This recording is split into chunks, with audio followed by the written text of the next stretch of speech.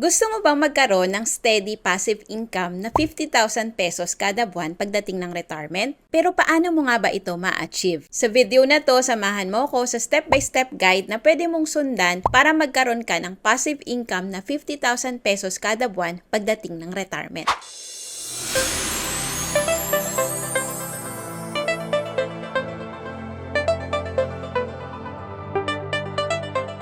Pero bago ang lahat, alamin muna natin ano nga ba ang passive income. Ang passive income ay ang kita na pumapasok kahit hindi mo na kailangan magtrabaho araw-araw. Ibig sabihin, ito yung pera na tuloy-tuloy na pumapasok sa bulsa mo kahit nagre-relax ka, nasa bakasyon ka, o kahit natutulog ka pa. Pwedeng galing ito sa investments tulad ng renta sa mga properties, dividends mula sa stocks, mutual funds, and other paper assets. O kita mula sa negosyo na hindi mo kailangan tutukan araw-araw. Kumbaga, ang pera na ang nagtatrabaho para sa'yo. Hindi na ikaw ang nagtatrabaho para sa pera. Dahil aminin na natin, kapag senior na tayo, limitado na rin ang pagkilos natin o kaya retired na tayo at wala ng sweldo. Kaya importante na meron tayong passive income pagtanda, kaya lang syempre hindi tayo magkakaroon ng passive income in the future kung hindi tayo mag-iipon at mag-i-invest ngayon na meron pa tayong sweldo at malakas pa ang katawan. Ngayon na alam mo na ang passive income, pag-usapan na natin itong step-by-step guide paano mo ma-achieve ang passive income na 50,000 pesos kada buwan pagdating ng retirement. Step number 1 na gagawin mo, alamin mo muna yung target na annual passive income na gusto mo. Una sa lahat, kailangan natin malaman or alamin ang target passive income natin sa isang taon. Kung ang goal mo ay 50,000 pesos na steady passive income kada buwan, ibig sabihin ang annual target goal mo na passive income ay 50,000 pesos times mo sa 12 months. So ang lalabas sa sagot ay 600,000 pesos per year. So, kailangan natin ng 600,000 pesos na passive income kada taon para ma-maintain mo ang 50,000 pesos na passive income kada buwan. Step number 2 na gagawin mo, i-estimate ang kailangan mo na total investment. Ngayon, kailangan nating malaman magkano ang needed total investment para ma-generate ang 600,000 pesos passive income kada taon. Dito papasok ang interest rate of return na inaasahan mo mula sa mga investments mo. I-assume natin na makakakuha ka ng 5% annual rate of return from your investment kapag retired ka na. This is a conservative estimate ha. Para makuha ang total investment needed, ganito yung computation na gagawin mo. Yung 600,000 pesos na passive income kada taon, i-divide natin sa 5%.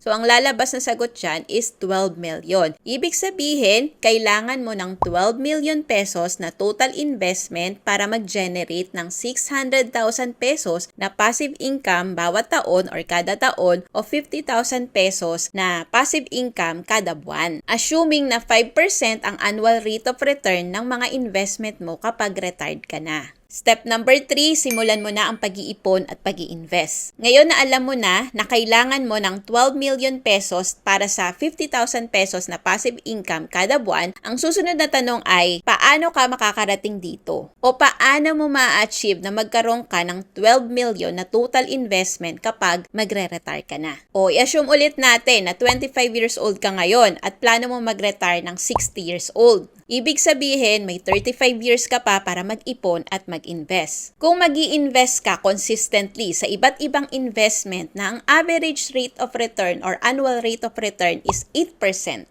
dahil long-term ang perspective natin, possible na pwedeng mas mataas pa dito ang actual rate of return. Pero gagamitin lang muna natin yung 8% as average rate of return. Ang gagawin mo, pwede kang mag-compute using the future value formula or gamitin mo yung financial calculator. Para hindi ka na mahirapan, ipapakita ko na lang dito sa screen yung na-compute ko gamit yung financial calculator. Makikita mo dyan, gumamit ako ng 7%, 8%, and 9% na annual rate of return for the computation.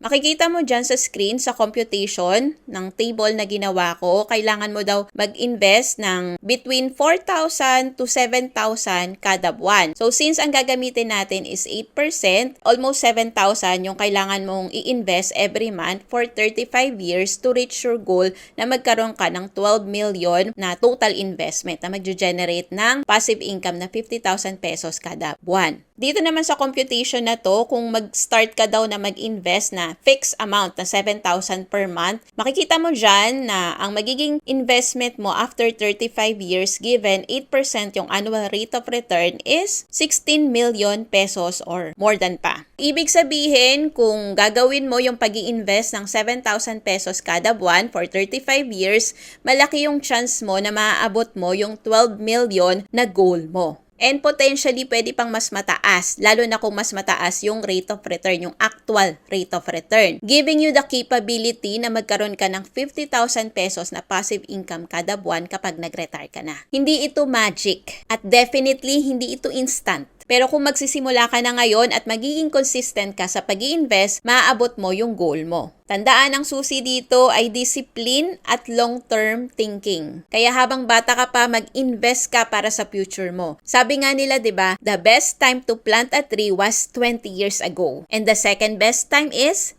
now. Simplified computation lang ito. So, yung actual amount na you need to invest monthly, pwedeng magbago yan depende sa mga factors like actual rate of return kasi estimated lang yung ginamit natin, inflation, and your investment strategy. Ang importante dito is magsimula ka at maging consistent. Step number 4, alamin mo na ang tamang pag-i-invest. Hindi lahat ng investment ay pare-pareho. May mga high risk, may mga low risk. Pero ang goal natin ay makahanap tayo ng balanse. Para sa 50,000 pesos monthly passive income, maganda kung diversified ang investment mo. Huwag mong ilagay lahat ng itlog sa isang basket, sabi nga. Ibig sabihin, kailangan mong ikalat ang investment mo sa iba't ibang assets. Remember, hindi lang kita ang tinitingnan natin dito, kundi pati safety ng investment mo. Pwede kang mag-invest dito sa mga sasabihin ko. Una, sa stock market. Pwede kang bumili ng shares ng mga kumpanya na nagbibigay ng dividends. Ibig sabihin ng dividends, ito yung regular na kita na binibigay ng kumpanya kapag kumikita yung company sa mga shareholders nito or investors nito. Bukod pa dito, meron ding potential na tumaas ang value ng stocks mo over time. Pangalawa, pwede kang mag-invest sa mutual fund. Kung ayaw mo ng direct trading, wala kang oras sa pag-aralan yon, pwede kang mag-invest sa mutual fund kung saan may professional fund manager na mag-handle ng investments mo. May iba't ibang klase ng mutual fund depende sa risk tolerance mo. Pwede mong panoorin itong video na nakikita mo sa screen to know more about it. Panoorin mo yan after watching this video. Ilalagay ko yung link dito sa taas ng video.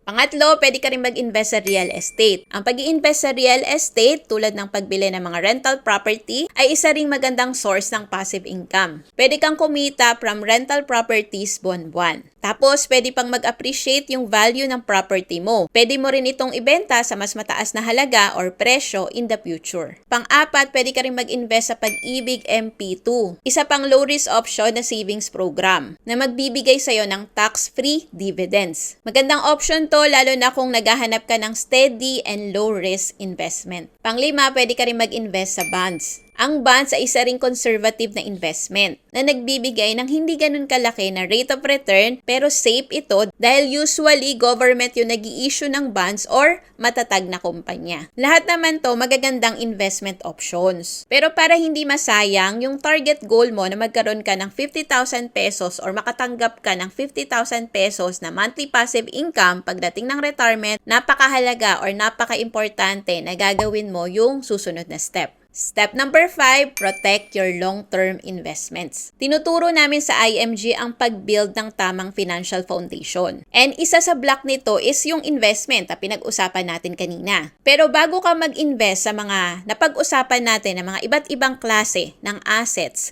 napakahalaga na meron ka dapat emergency fund. Dapat meron ka ring healthcare, both short-term and long-term healthcare. Term life insurance at wala ka sanang utang. Kapag inuna mo ang investments na wala ka man lang protection, lahat ng investment mo ay pwede ring maubos bago ka pa mag-retire. Kapag nagkasakit ka tapos wala kang healthcare, ibebenta mo rin yung rental property mo ng palugi. O kaya i-withdraw mo yung investments mo sa stocks, mutual fund, or Pag-ibig MP2 kung kinakailangan talaga. Paano kung hindi pa lumalago yung pera mo dahil maikling panahon ka palang nakakapag-invest? Kapag nagkaroon ng emergency like nawalan ka ng trabaho ng ilang buwan o merong major repair na kailangan gawin sa bahay nyo, pwede din sa investment ka kukuha or i-withdraw mo yung investment mo. So sayang, hindi mo na ma-achieve yung goal mo na magkaroon ka ng 50,000 pesos na steady passive income kada buwan pagdating ng retirement. Para mas maintindihan mo ang tamang paraan ng pag-iipon at pag-i-invest, panoorin mo itong video na to na nakikita mo sa screen. I-check mo yan mamaya after watching this video. Ilalagay ko rin yung link dito sa taas ng video. Step number 6, reinvest your earnings at maging consistent.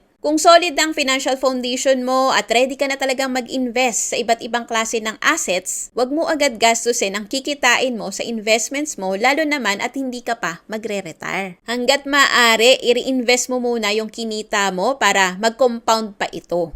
Ang compounding interest ay parang snowball effect. Habang pinapalago mo yung investment mo, mas lumalaki yung returns nito over time. Yung mga dividends, interest, or rental income na kikitain mo ay pwede mong i-reinvest para mas mapabilis na maabot mo yung 12 million total investment na kailangan mo. Take note na hindi lahat ng investment ay kikita agad. Kailangan ng mahabang panahon like 5 or more years para lumago yung pera mo. Kaya huwag ka rin magmamadali. Huwag kang ma-frustrate kung sa umpisa, maliit lang yung kinikita ng investment mo. In the long run naman, lalaki rin yan. Ang mahalaga, consistent ka sa pag-i-invest mo whether okay o bagsak ang market. Kasi dapat hindi ka nakabase sa outside force yung pag-i-invest mo. May goal ka, di ba? Gusto mo magkaroon ng 50,000 pesos kada buwan na passive income pagdating ng retirement. So, dapat focus ka doon. Whether up or down yung market, tuloy-tuloy ang pag-i-invest mo.